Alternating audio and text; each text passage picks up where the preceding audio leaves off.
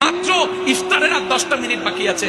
আপনার সামনে প্লেট, আপনার সামনে খাবার, আপনার সামনে তরমুজ, আপনার সামনে ফল, আপনার সামনে শরবত, আপনার সামনে লেবুর ঠান্ডা পানির শরবত।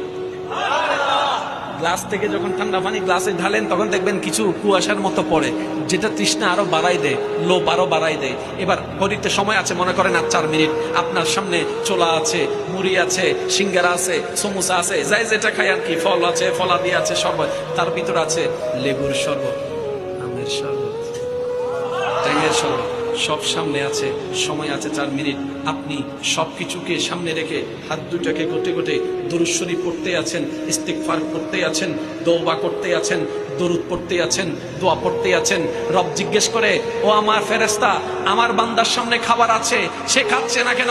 বলে যে মওলা তোমার হুকুমের অপেক্ষায় আছে, তোমার হুকুমের অপেক্ষায় আছে, তোমার হুকুমের অপেক্ষায় আছে, তোমার আদেশের অপেক্ষায় আছে। রব বলে যে তার পেটে খিদা, সামনে খাবার, খাচ্ছে না কেন?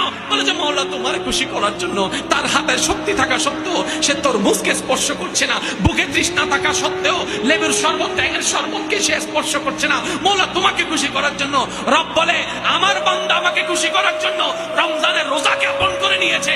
ফেরেশতা, এটার প্রতিদান তোমরা লিখিও না, এটা আমি আল্লাহ আমানত রেখে দিলাম। আমার বান্দা যখন হাসরে আসবে, আমি আল্লাহ নিজে এটা দান করবো। আর জিবি বলেন সুবহানাল্লাহ।